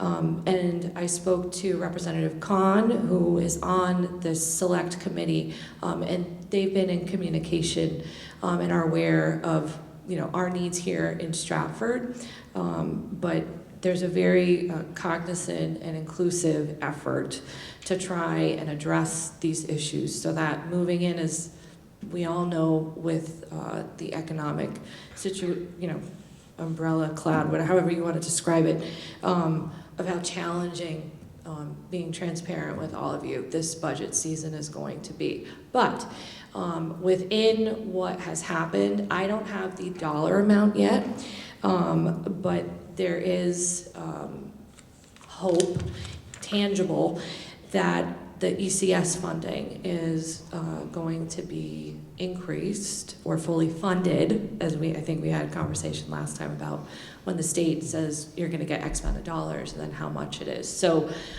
when we have that information, or when Ms. Borges has that information, I'm sure she'll share that with you, and then therefore, if I get it first, then I'll send it once it's official, because we don't want to send something and then have it rescinded, and then that puts you guys in a position of trying to figure out, well, how are we going to fund X, Y, and Z? So those are the main things that I would like to share with you. If any of you, I know we've missed each other the last 2 months, I think it is. If you have any questions for me, I appreciated the update with the status on what's happening in the process. It helps us as your state representatives if we know what the process is of the checkpoint for said amount of projects and the reimbursements. So trying to get that money to come back to Stratford, and then we can go to said personnel in case, for whatever reason, sometimes things get a little bit slower, because we know how significant and important that money is for us here. Any questions? No, but thank you. You did a really nice job explaining it. I know you're not on the education I am not. group, but I appreciate that. And it really, truly is a complicated bill that, from the superintendent's perspective, and honestly from the special education director perspective, we were hoping it wasn't going to all go in one place, right? It's a lot in one bill, and change is really difficult. And I understand where our families and parents would come from with a fear that their outside placement would close. That's not the intention, right? But nobody wants less money. So oftentimes places will say, if I don't get this money, I will have to close, right? The regulation, I think, if the bill is able to pass, will come with a committee that's saying, it's not saying, hey, standard rate, everybody's going to charge the same thing. It's about what services you provide and some oversight for that. I mean, the burden of proof falls on us, and when we have students that end up in an outplacement, there's oftentimes outplacements that I truly just don't believe in. They're tout themselves, even in their title, that they are a speech school, yet they have no certified speech providers. That's a problem, right? So that's what we're asking this bill to do, and it is going to have pushback because change is difficult, but oversight is necessary. And if we don't start partnering and working together, then we're not necessarily giving our kids their least restrictive environment in the best place they can be. So we have to be able to partner and do that. So I'm torn, similar to the commissioner, where there's pieces of that bill that I think we weren't quite ready to put in, but we put it all in one bucket that probably need to be revisited. But there's large portions of that bill that public school really needs to go. We do need it to go through. So I will keep you posted. I try to tell you every Friday what I hear for updates and where we're at with it. But I think in general, you have to remember there are some really good things that need to happen in order for us to service our kids and hold the places that are servicing our kids accountable. Any question? No. And I think too that the more we hear of it, the more different angles that we see it from is helpful for us to understand it as well. But yeah, hopefully we can find some of that accountability. It's a heavy 63 pages. In that bill. Yes. Yeah. So somewhere in that 67 pages, they address some of the accountability that we're looking for, because I think that's crucial to ensuring that our students actually get what they need. So. And I think your update did a great job. Thank you. And I do appreciate you taking the time to come over. Thank you. Anytime, just give us a 48-hour heads up. From now through the first week of June, we'll be in session most likely 3 to 4 days a week. So whatever we know, like I said, I'm happy to share. And if anybody has questions, you can email me, Joe, or however you see fit to communicate that. I would make one request though. The list that Rich was referencing, is that a Google Doc or however that's organized? Would you like to see it? I would love to see it. I'm also on building needs, but that's a different hat as town council. But for the state, if perhaps to the delegation that way. If it's a live doc, we won't edit it, we won't touch it, I promise, just don't give us the rights. But just to see it, so then that way it's like, check one less thing. Because every single town is, with their representatives, is trying as hard as they can to try and bring back as much funding and resources that each town Board of Ed district needs. So the more information I have, the stronger my argument is when I'm trying to advocate for us, so it's appreciated. We can do that. Sure, Rich will appreciate that. The town as well. Yeah. Thank you. All set? Thanks again. Okay. And Thank you. you guys have Ms. Shake's email address? Oh, yeah. Yeah. It works now. Yeah, All right, awesome. yeah, it's caitlin.shake@cga.ct.gov. Thank you. All right, so we will jump back to the superintendent's executive report. Thank you. So I'm first going to start by expressing my gratitude for the CTE programs and the incredible dedication the staff, the teachers, and everyone put into tonight. As I was walking around tonight, everywhere I looked, I saw the portrait of a graduate. I saw it come to life through the students' work and their achievements and what they have put together. So I wanted to start with just a gratitude for coming together as one unit, not having these at multiple different separate locations, but all coming together to shine in one location for all of Stratford. It was fantastic. I really appreciate it. But in light of the many building accomplishments that we have to celebrate, I'm going to forego the remainder of my executive report, and I'm going to ask Dr. Piazza to come up early because he has a lot of information for you guys tonight, so I'm going to give him my time plus his. Thank you. As Ms. Borges was saying, listen, I'm going to try to keep up with Zoe and Jenna here. They get to. I always say it's a great part of the meeting just to hear all the great things that are going on at the high school level. And I know, as we've seen throughout the year, all of us throughout the district are not afraid to address and work on the various areas to continue to improve Stratford Public Schools. But it is nice to stop and celebrate some of the great things happening across the district. And this is the time of year that we get to do all that. So Dr. Diorio and I did put together some of the things that are going on in our district that we just thought the board and the public should hear about. We'll start at the elementary level, some great celebrations and highlights at Eli Whitney. We want to congratulate them. Their student council was named an ASCA Student Council of Excellence. It was one of only 47 councils recognized nationwide and the only one from Connecticut. So congratulations to Eli Whitney. At Franklin Elementary, they have hosted 2 successful family engagement workshops, Parenting with Purpose, Guiding with Greatness. That brought families together for a bilingual interactive evening focusing on routines, positive discipline, and family connection, featuring restorative conversations and student-led celebrations. Another workshop was Parent and Student Journey to Middle School. This was led by Counselor Tish Morrissey, preparing 6th grade families for the academic and social transition to middle school, covering things like GPA, Power School, and self-advocacy. So 2 great workshops at Franklin. Johnson House held an assembly to present a $1,000 donation to the STARS Animal Rescue, which was raised by families and staff. The school also convened its ATP committee, that's the action team for partnerships, to plan school community partnerships and hosted a successful spring dance. Over at Nichols, they celebrated Kindness and Culture Month with a whole school read of the Jelly Donut Difference. This was funded by a Best Mini Grant. Students enjoyed a donut treat, and families shared their favorite cultural desserts that are now showcased on a community bulletin board. Second Hill Lane partnered with Bunnell High School for 2 great events. Bunnell students volunteers organized a post-Easter egg hunt for Second Hill Lane's K-1 students, which is a fun tradition that's now in its 4th year. In the Bulldogs in Training program, Second Hill Lane students faced off against their Bunnell mentors in a friendly kickball game, followed by motivational conversations about finishing the school year strong and preparing for testing. And at Wilcoxon Elementary School, they just completed their first week of a 2-week gratitude campaign called Look for the Good. Components of this campaign include building a gratitude wall filled with sticky notes where students and staff write about people or things that they're grateful for.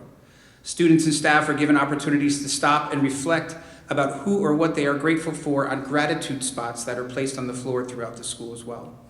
This coming week, students and staff can share kindness cards with each other, and as a culminating activity, students will write You Matter letters to people in their lives explaining why that person is important to them. So some great things going on at the elementary level. We'll skip over middle school for now, just to point out, I do want to share a little bit of data. We'll definitely get more into this at our next data presentation at the beginning of next year, but we are pleased to report significant gains in our SAT school day performance at both Stratford High School and Bunnell High School.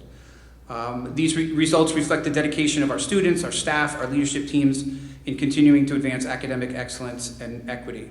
Just to share a few figures with you, at Stratford High, in the evidence-based reading and writing, the average score increased from 454 to 482. That's a 6% jump, which is the highest in the last 6 years. Benchmark attainment, so students who attained their benchmark, rose from 41% to 51%. All demographic subgroups improved, with especially strong growth among Hispanic and Black students. And 74% of students demonstrated growth from their PSAT to their SAT. In math at Stratford High, the average score grew 15 points from 428 to 443. Benchmark attainment, although still not where we want it to be, did raise from 11% to 15%, so we're going in the right direction. White and Hispanic students showed gains. Targeted supports are being implemented to address a slight decline among Black students, so we'll continue to look at the demographic breakdown of the data. Over at Bunnell, for the evidence-based reading and writing, the benchmark attainment rose from 42% to 48%. The mean score improved from 449 to 468, so a 19-point jump there. And notable subgroup improvements, especially among Black and white students. In math, tracking the same students' average math scores improved looking from their PSAT to their SAT, 43 points from 389 to 432, so a nice jump. Comparing different classes from 2024 to 2025, the average math score increased from 426 to 432. So a modest gain of 6 points, but again, still moving in the right direction. White students saw strong growth in benchmark attainment in mathematics. There are opportunities definitely to strengthen our support for our Hispanic and Black students. So again, we'll continue to look at the demographic breakdown and try to examine why those issues still persist. So again, we continue to build positive momentum in college and career readiness with clear gains in both literacy and math achievement. And again, we'll celebrate these successes while continuing to remain focused on equity and targeted interventions. Finally, to jump back, just a few events at our middle school is worth celebrating. Worcester Middle School recently hosted a really unforgettable day. I was able to be there for both of these, which were really outstanding. Days of literacy and creativity on Friday. Our 7th and 8th grade Wildcats had the opportunity to engage with acclaimed author Tori Maldonado. The day began with an inspiring book talk where Mr. Maldonado captivated students with stories of perseverance, identity, and empowerment. His powerful messages resonated deeply with our students, sparking thoughtful conversations and a new excitement for reading and writing. The celebration of student voice continued in the evening with the first annual Worcester Poetry Cafe, where our Wildcats took the stage to deliver heartfelt spoken word performances. Their creativity, courage, and authenticity made for an incredibly moving event that left a lasting impression on all who attended. Again, seeing the portrait of the graduate, the communication skills, if we all remember back in middle school how difficult it was to speak in front of people, it was so incredible to see them sharing, really intimate thoughts about themselves through their poetry. It was a really great event. So we're proud of our Wildcats for embracing these opportunities with such passion, and special thanks to Principal Fonseca, Mr. Singletary, and Dr. Maxwell, and the many staff members who helped bring these memorable experiences to life. And then at Flood Middle School, they had a busy and exciting spring showcasing student learning and building community connections through 2 wonderful events. On April 3rd, they hosted their gallery walk, welcoming families into the building to experience the incredible work of our students. Projects and work samples from every student area and every student were thoughtfully displayed, giving families a window into the creativity, critical thinking, and hard work that happens at Flood every day. It was a true celebration of student achievement and the vibrant learning environment that they cultivate. And then later this month, just last week, we welcomed the next generation of students during our Future Falcons orientation. Over 250 students and families attended this fun and interactive evening. Participants engaged in a scavenger hunt throughout the building, visiting classrooms, meeting teachers, and learning fun facts along the way. The energy and excitement were palpable as our Future Falcons got a glimpse into the welcoming community and engaging experiences that await them at Flood. So again, that's just a glimpse into all the stuff that, a lot of great stuff happening, and we're incredibly proud of our students and staff for their outstanding work, and really grateful for the families for their ongoing partnership. And that's it. Thank you for the time. Any questions? It's very busy. I shared a document with all of you with all the potential activities you could pop into or see today, but they have been nonstop, the 2 of them, at event after event, and we do have a lot to celebrate and a lot of things that are really amazing here. Thank you for your time. So I guess we'll jump over to the Chief Operating Officer's report. Yeah. Ms. Mangini. All right, good evening, everyone. In the absence of the Finance Committee meeting this evening, I just thought I would provide a brief financial overview for you. You were provided with the monthly financial report for March, and once again, the most pressing issue continues to be the deficit in the special education budget. Currently, that budget is a total deficit of about $3.6 million. We're projecting savings, as I've reported for month scale, in both salaries and benefit accounts, along with some savings in our transportation, supplies, fuel accounts, and that will help to offset the deficit at this point in time. Our estimated year-end balance for fiscal year 25 is looking to be around 1.2 to 1.5 million, and I share that range with you because we are continuously working to tighten all of the encumbrances to make sure none of our outplacement or our clinical cost purchase orders are over encumbered, children move in and out. Sometimes we have our one-to-one nurses perhaps out for a few days and no one else to immediately cover them. So there's all types of savings that we need to adjust for. So we continuously look to do that. We want to get this number as tight as possible. Today we actually had a meeting with Joanna, who's doing our grants, along with Heather, Susan Nicholson, and myself, to look at grants to see if there's some room in IDEA perhaps to offset some of the clinical costs. And we are hopeful that we're going to be able to do a little bit of that as well. So we are looking at every avenue possible to mitigate this deficit so that we won't have to ask for any more than necessary from the town. So as we are going to continue to carefully monitor the budget in all the areas, I also want to recognize all the potential savings in other areas, perhaps accounts that we may not utilize in full, though right now I am estimating that we will be. I am hoping to bring to you in May a formal recommendation to request funding from the town through the excess cost grant to cover the deficit. And that will allow us to continue paying our employees and not in any way, shape, or form overspending our appropriation with our June 30th year-end payrolls. So there's a lot of moving parts, a lot going on, but we will continue to keep this board apprised and aware of what we're doing and where we're heading. I will pause there just in case you have any questions. And Heather, I don't know if you want to mention or we should talk about the Finance Committee meeting. I believe it's on May 14th. I was going to make a suggestion, and you guys can think about it and then get back to us, but if you could hold that meeting off for a week or so, we'll have a more accurate number of the deficit, right? If you have it then, the numbers that Pam and I are able to give you are not going to be as tight as they would be if you put it off just a couple weeks. We need to be able to do some adjustments to grants, and that just takes a little bit of time. And so we would really appreciate it if we could have it a little bit later so we can give you a more accurate number at the finance meeting. I was just going to say, would it be better to do it right before a regular board meeting? Yeah, we'll move it to That'd be before far the board enough. meeting. That would be great. That would really be helpful, and then It's a Tuesday after Memorial Day, just so Yes. everybody's aware. then you'll know a little more heading into that meeting and then into the board meeting on, the appropriate requests we need to make to the town. Thank you. And the other two items I just wanted to mention are on your agenda this evening.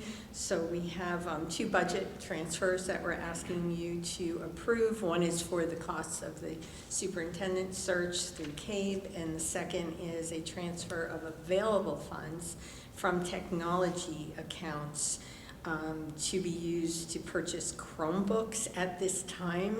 We are being told already that there are current as well as further anticipated increases in this equipment, and we're concerned that with the budget dollars that we asked for in fiscal year 26, we won't have the buying power to replace all of the Chromebooks that are scheduled to be replaced. So those are the two transfers. We can talk more about them if you'd like when we get to that part of the agenda. And lastly, the healthy food certification process is also on this evening's agenda. As you may recall, this is an annual approval that the board is asked each year to abide by federal and state requirements, and in accordance with the Connecticut General Statutes, each board for all public schools participating in the National School Lunch Program must annually certify whether the district will follow the Connecticut nutrition standards for all food sold to students separately from reimbursable meals. And as you'll see from the agenda and all the motions, there are very specific wording to abide by those regulations. But it is important to note that districts that choose to participate in the healthy food certification do receive additional funding per lunch. So there definitely is an advantage to us participating. So that's my report for the moment. And if you have any questions, I'm happy to address them. Any questions for Ms. Mangini? No? Okay. Moving on. I'll look for an acceptance of the meeting minutes for the March 24th, 2025 regular meeting, the April 7th, 2025 special meeting, and the April 21, 2025 special meeting. So moved. Moved by Mr. O'Brien, second by Ms. Bedell. Any discussions or changes? All those in favor? Aye. Opposed? Motion passed unanimously. Proposed personnel assignments, resignations, et cetera, human resources, looking for a motion to approve the personnel report. Moved by Mr. Kennedy, seconded by Mr. Bedell. Any discussion? No discussion. Can I just make a comment? I just want to congratulate all of those listed as retirees. So many names that I know that are former colleagues of mine who I had the pleasure of teaching with, or who have had my children over the years, and I've had to experience them as a parent and the amazing educators that they are. So I congratulate you all, and I'm very jealous. Enjoy. Just to echo Lisa, there's actually a few of my elementary school teachers on that list, and I'm very excited for them and wish them all the best of luck. We're looking forward to celebrating. I know they are. And I think we have one of those gentlemen here in our audience. I see a big smile there. Yeah. Thank you for all your years of service, Mr. Fiorello, and I know there's others here, but we're doing a teacher appreciate, what is? Yep, we're gonna have a night in which we celebrate our students and our retirees and everything all together, so I can't remember the date because it's late. Teresa, do you remember? You said right before the main board meeting. Okay. 27th? Well, that would be, yeah, so we had just talked about maybe doing the finance committee meeting. I thought it was, but I wasn't sure. Can we do, did we pick a time yet, or? We can do that. We can do it at maybe 5, and how much time, I mean, the finance committee meeting, how much time do you think you would need? I don't think you'd need that much time, probably a half hour. Well, why don't you guys chart it out? The board meeting, obviously starts at 7:15, so just kind of back up what kind of time frame you think you'll need, and give yourself, yeah, if we can get it started, no earlier than 5 o'clock. Yep. But just, then we don't want to be all hanging out, so if we could just kind of, be as accurate as possible, okay? Thank you. But yeah, great job, and thanks for your comments. So we approved, did we vote on that? No, not yet. No. All right, there was a motion made, I think. Yep. And a second. All those in favor? Aye. Opposed? Motion passed unanimously. I will move to the budget transfer number 1. Ms. Mangini, do you want to kind of walk us, I know you gave us a little. Yep, no problem. As I mentioned, a transfer of $13,800 is necessary to cover the costs of the superintendent search conducted by the Connecticut Association of Boards of Education. The funds for this transfer are available within the superintendent's salary line for fiscal year 25. So I'd look for a motion to approve. So moved. Moved by Mr. Bryan, second by Mr. Padell. Any discussion? All those in favor? Aye. Opposed? Motion passed unanimously. Budget transfer number 2. Yes, this is a transfer of available funds from the technology accounts, object 590, in the amount of $43,320. It's due to unexpected savings from transitioning to a new registration platform, and these savings will be used to purchase Chromebooks, as noted in light of current and anticipated price increases. And in your packets, Director of Technology Matt Rivers did provide you with a detailed overview of the request. For a motion to approve? So moved. Moved by Mr. Padell. Second. Second by Mr. O'Brien. Any discussion? So the intent of this is to save money in the end? Absolutely, because more purchasing power as prices increase. Right, I was just going to say, so because prices are increasing, wanting to get ahead of it before they are increased more. Any other discussion? All those in favor? Aye. Opposed? Motion passed unanimously. Vote number 1, certification. You want to? Would you like me to read it? I'll do it. No, go ahead, you do it. Okay. certification pursuant to Connecticut General Statute Section 10-215F. The Stratford Board of Education certifies that all food items offered for sale to students in the school under its jurisdiction and not exempted from the Connecticut nutrition standards published by the Connecticut State Department of Education will comply with the Connecticut nutrition standards during the period of July 1, 2025 through June 30th, 2026. This certification shall include all food offered for sale to students separately from reimbursable meals at all times and from all sources, including but not limited to school stores, vending machines, school cafeterias, culinary programs, and any fundraising activities on school premises sponsored by the school or non-school organizations and groups. So then the motion would be to certify or to approve as read? I would say to certify. Yeah, certified and approve is read. Okay, so I'd look for a motion to certify and approve as read. So moved. By Ms. Vidal. Second. Seconded by Ms. Carol Fabian. Any discussion? All those in favor? Aye. Opposed? Motion passed unanimously. Vote number 2. Food exemptions. The Stratford Board of Ed will allow the sale to students of food items that do not meet the Connecticut nutrition standards, provided that the following conditions are met. 1, the sale is in connection with an event occurring after the end of the regular school day or on the weekend. 2, the sale is at the location of the event. And 3, the food items are not sold from a vending machine or school store. And, quote, event is an occurrence that involves more than just a regularly scheduled practice, meeting, or extracurricular activity.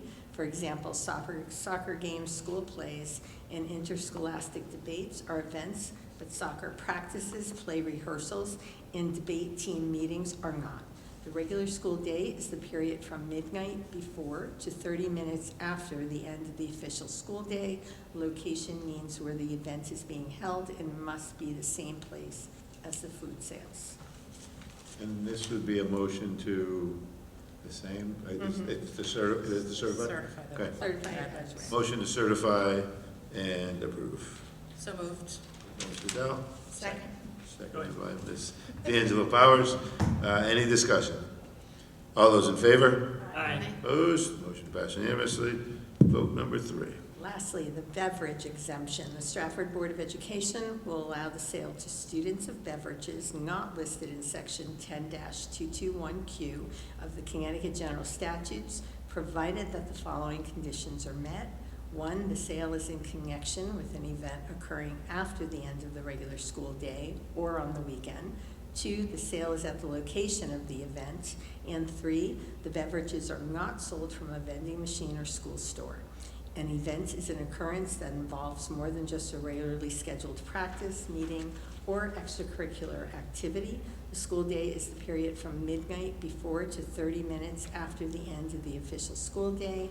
Location means where the event is being held and must be the same place as the beverage sales. I look for a motion to certify and approve. So moved. Moved by Ms. Vidal, seconded by Mr. O'Brien. Any discussion? All those in favor? Aye. Opposed? Motion passed unanimously. Thank you.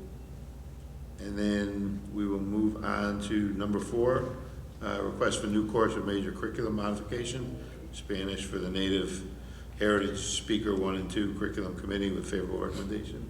Somebody want to walk us through that?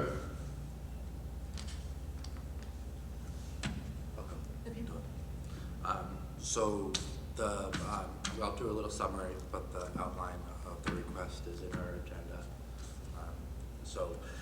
Donna Marino, a Spanish teacher at Bunnell High School, presented these 2 courses, and these courses would address the language development needs of our growing population of Hispanic students by focusing on the strengths and areas for improvement that are specific to the students who have spoken and or written Spanish from early childhood. The course would also help meet the needs of the dual language students who took Spanish in K-6 and in high school. This is a conversational course and would require a placement test. And then they would begin writing the curriculum this summer, and if approved, it would start in 2026-2027 school year. They would initially run the 2 sections of this course in each of the high school, which would result in 1 less Spanish 3 section and 1 less Spanish 4 section. It will not require an additional teachers, and additional costs for this course would include curriculum writing, $900, and instructional materials at approximately $50 per student. Some of these students would have taken Spanish 3 or 4, so some of the costs can be taken out of that estimate. So if we approve this, that would, in essence, give them permission to write the curriculum? Yep. Okay. Look for a motion to approve. So moved. Moved by Ms. Carol Fabian. Second. Second by Ms. Bedell. Any discussion? Yes, quick question. This says Bunnell High School? The Is teacher who's presented Is to that us Bunnell? is the one writing the curriculum, heading the Right, writing of the right, curriculum. but it'll be But it'll be both offered at schools. both high schools because it needs to address the needs of our native Spanish speakers, but also to Mr. Kennedy's point, our children who have been enrolled in the dual language program all this time are quite fluent and are not being, properly challenged when they get to the middle school by Spanish 1 or 2 when they've been immersed in it since kindergarten. Then I'm gonna get my next question, and I'm not sure who will be able to answer it, but our foreign language requirements, will this meet the needs of the foreign language requirements that weren't there foreign language requirements that were just increased by the state for? Every high school student has to take 1 year for Connecticut state requirements. You have to take 1 year of a world language. But there's needs of the district to meet. I'm not explaining it correctly, and I can't think of the words. I didn't sleep good last night. Is this an advanced piece of? No. There's a requirement per the state that due to the number of students that speak a different language in our district, we have to meet certain requirements. Are you thinking of the bilingual? I don't know I'm not sure what it's called. So when you have a certain percentage of students that speak a specific language, you have to be able to offer a course or an instruction in dual language, or bilingual class. But weren't those, what I'm asking is, weren't those requirements just increased? And is this meeting those needs? We are currently meeting those needs. That's all I need to know. Yeah. Any other discussion? All those in favor? Aye. Opposed? Motion passed unanimously. We'll move down to number 5, second read for adoption, vandalism policy. It came from the policy committee with a favorable recommendation. And the first read passed unanimously on March 24, 2025. So moved. Move to accept move to adopt. Yes. Move to adopt. Is there a second? Second by Mr. Kennedy. Any discussion? We're good. Do you want to mention anything new? Or? No, Yeah. you all saw it last time, and you had an opportunity to go through. I think all the edits and technical corrections have been made, so. Thank you. Any discussion? All those in favor? Aye. Actually, I'm going to do a roll call vote. It's a final read. Mr. Carol Fabian? Yes. Mr. Kennedy? Yes. Ms. Bedell? Yes. Mr. O'Brien? Yes. Ms. D'Angelo Powers? Yes. Mr. Cormier? Yes. Chair votes yes, motion passed unanimously. So the next policy came from the policy committee that asked to waive the first read status. If we can, Ms. Borges, if you can kind of walk us through that.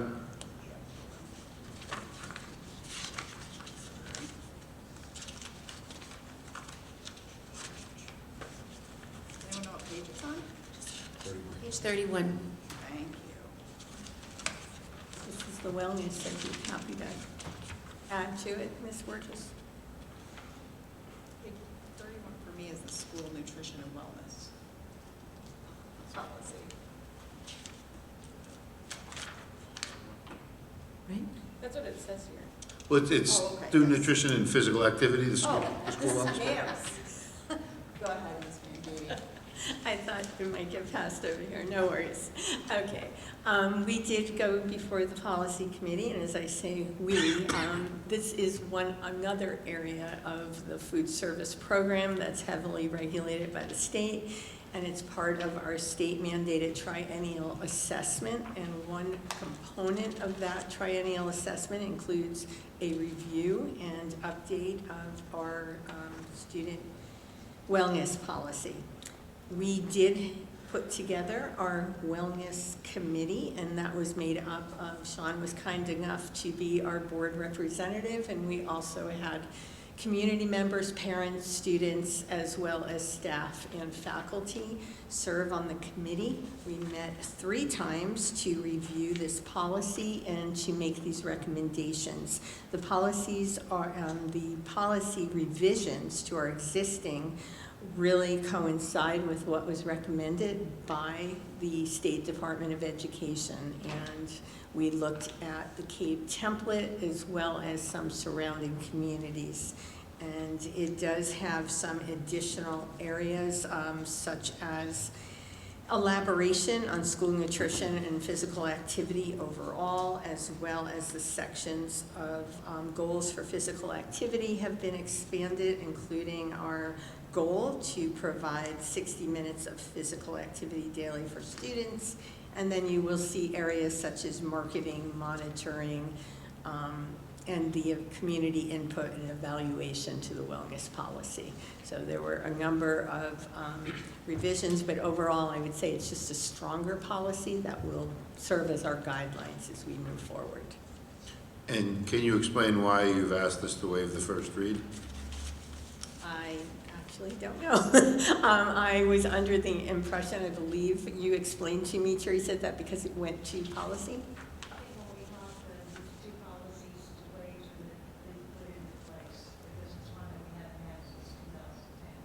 Yeah, we're a little out of compliance, and so the request is if you don't have any major questions on it, of course, if you need more time, you can have it, but if you don't have any major questions, we are out of compliance and we would like to get in compliance. And this is just a mirroring of the language Absolutely. required by the Yes. state.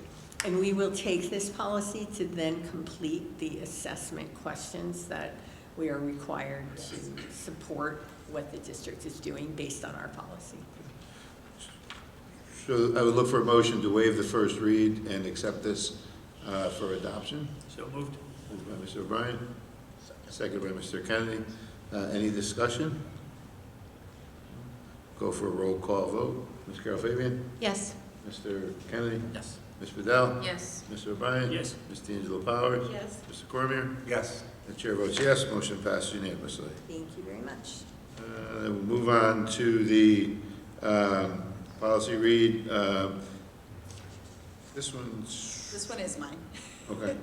And again, if you feel so inclined that you feel okay waiving the first read and approving this, I would appreciate it more for implementation purposes. We did work with the board's attorney. Teresa and I worked with the board's attorney to update this policy. And for various reasons that don't need to be publicly discussed, the reason we need to be able to implement this is we need to be able to hold both adult and students accountable for appropriate behavior within our school property and grounds. So essentially, these are our conduct expectations, and I think they're pretty clear. You know, we expect people to not disrupt or threaten school operations. We expect people to not have tobacco products out and using them on school grounds. You know, we need to be able to have the policy to back our expectations up. So edits and changes were made to the current existing policy in order for us to be able to do so. So again, if you need more time, you of course can have it. The sooner we get this approved and passed, the easier it is for us to implement and enforce these expectations. Everybody But I'm fine if you need I more just have time. one question. And I think it's an easy answer. Everything. Go ahead, yep. On page 37, under standard number 6, Yes. Remote platforms, can we be specific or give an example of that so that it's a little clearer? Yes. So we have, for virtual PBT meetings. Is your microphone on? It is on. Oh, okay. I'll pull it closer. We have virtual PBT meetings. Sometimes you have virtual parent-teacher conference meetings. And, you know, we would expect us to be professional in that interaction. And so the recommendation was to include that because not everything is in person anymore. And this policy used to read, and we actually had somebody share with us, well, I wasn't on school grounds when I said it, so it doesn't matter. But it does matter, right? We want to be respectful in all interactions. If we could just amend it, so just so it's clear, you know what I mean? Like to your point, like if you just put even in parentheses example virtual meetings, like I think it That would be helpful, yeah. be helpful to people. I think we can do that. So you would like Would it you to like read me to instead make- of remote platforms, virtual? Like a motion to amend to just include under remote platforms, like the example. We'll put parentheses and say virtual parent-teacher meetings are an example. Or just put virtual meetings. Virtual meetings. And I guess if there are any other items you'd like to have added in there? I mean, I think we'd be okay to accept Ms. Borges' discretion if you wanted to add a couple other words in there as for clarification. I think virtual meetings covers it. I think everybody knows what those are. So if you're engaging in a virtual meeting, that counts as Okay. being on school grounds. So it would read electronic devices, remote platforms such as virtual meetings, Yes. comma, and any other verbal communication device? Yes. Okay. Meaning you should also be polite on the phone, right? If you're talking with somebody over the phone, we would expect professionalism and courtesy both ways. Okay. So a motion to amend is stated by Ms. Carol Fabian. Second. Lisa, you want to make that motion? Sure. Yep. I'd like to make a motion to amend on page 37 under standards number 6, appropriate and courteous use of telephone, public address systems, electronic devices, remote platforms such as virtual meetings, and any other verbal communication devices. Second. Motion to amend by Ms. Carol Fabian, second by Ms. Bedell. Any discussion? All those in favor? Aye. Opposed? Motion to amend passes unanimously. So I look for a motion to waive the first reading and adopt as amended. So Moved by Mr. O'Brien, Second. second by Ms. Bedell. Any discussion? Roll call vote. Ms. Carol Fabian? Yes. Mr. Kennedy? Yes. Mr. Bedell? Mrs. Bedell, yes. Ms. Bedell, I was looking at him. Mr. O'Brien? Yes. I've been doing good. I've recently. I'll give you a pass just once. Ms. D'Angelo Bauer? Yes. Mr. Cormier? Yes. And the chair votes yes. The motion, policy 1316, passed unanimously. Teresa, for the next item, table items residency, we can go ahead and pull that off as a tabled item moving forward. And then, maybe quarterly, we can schedule, or whenever the need arises, but I don't think we need to have it. Committee assignments and committee reports, curriculum committee? So you guys heard about the new curriculum that I just explained, and then some of the other things that were talked about were just an update on the HMH. Professional development has been taking place all year with HMH. It was discovered that some schools receive more solid training than others, and so administration are working with HMH to pick 3 trainers and use those consistently to provide equivalent training in all the schools. And then a survey is being sent out, or was sent out. Did you get any results back yet? Just went out. Asking what is working, what is not with the curriculum, and then the feedback will help with curriculum writing in the future for this. Carol Fabian, do you have anything you wanted to add? Covered it. Okay. Finance committee? We canceled for the CTA showcase tonight, and took a few motions from Ms. Mangini throughout the meeting here. Planning, we did not meet last month, but we will be meeting on Thursday. Work to finalize our capital improvement plan, get it forwarded over to the board for next month's board meeting. Once we vote it out of the committee, if we can forward that to the board as soon as it's done, if we can do it on Thursday at your earliest convenience instead of waiting until the pony, just to have some time to review it. I think, Rich, you have the copy, or anyway, if we can get a copy of that capital improvement to Teresa. Yeah, I just want to make sure it's the finalized one. We did meet today, started the conversation with the mayor and her staff, but just make sure it's the same one. If we get it to Teresa so she can send it to the committee, we will be meeting Thursday.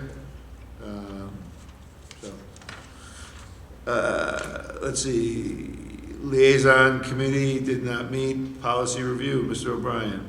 Yes, we met again April 22nd, as you can see from the previous motions, and we've been very busy. I think the next major one we're working on is a cell phone policy, and we continue to tackle many of the old policies and updating them. It's been a good process, and a good committee.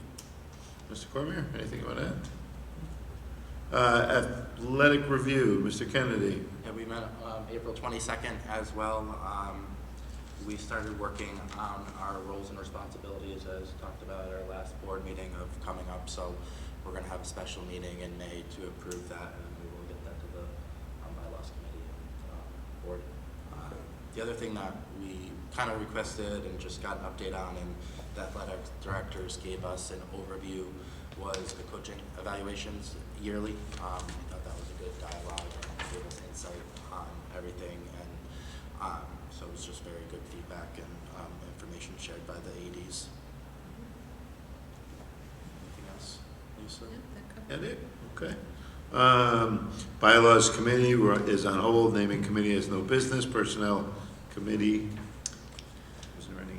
Yeah, we met to go through a couple of principal appointments and appointed a new principal for Franklin Elementary School and Lordship Elementary School. Thank you. Kate? Kathleen?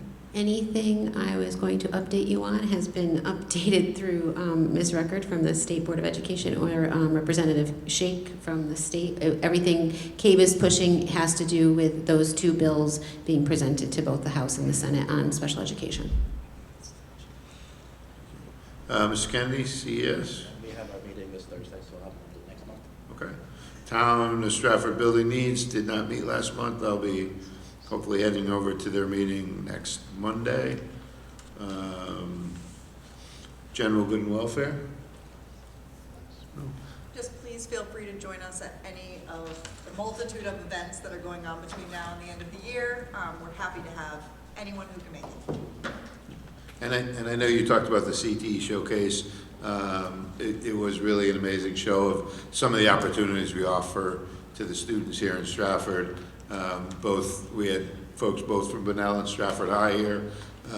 If you missed it, you missed a lot of good food. There was a lot of other good things beside the food, but obviously that's one of the more palatable highlights. So it was just really great to see the kids, their excitement.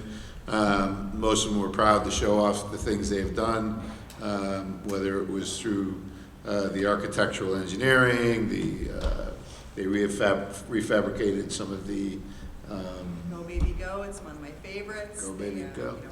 Give some upgrades to kids' electric cars and soup them all up and then fit them to a student within our district and give it to them. It's fantastic. We had our nurses, Mr. O'Brien and I need to do a little work on our blood pressure, but Yeah, I was going to say there's some doctor's appointments that need to be made after meeting some of our nurses.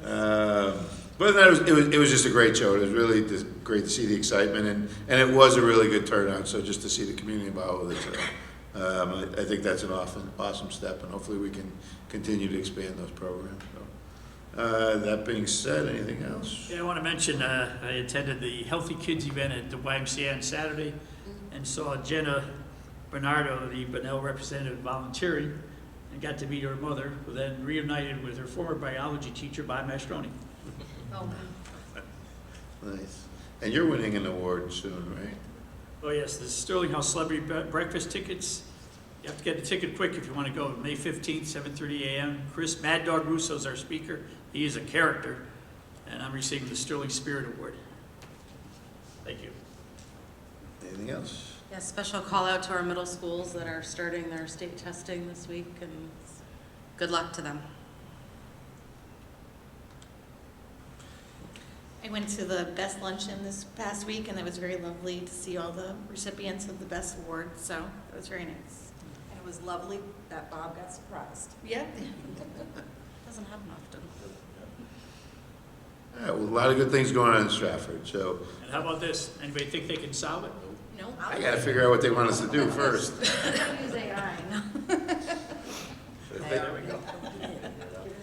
All right, we'll look for a motion to adjourn by Mr. O'Brien. Second. Second by Mr. Padell.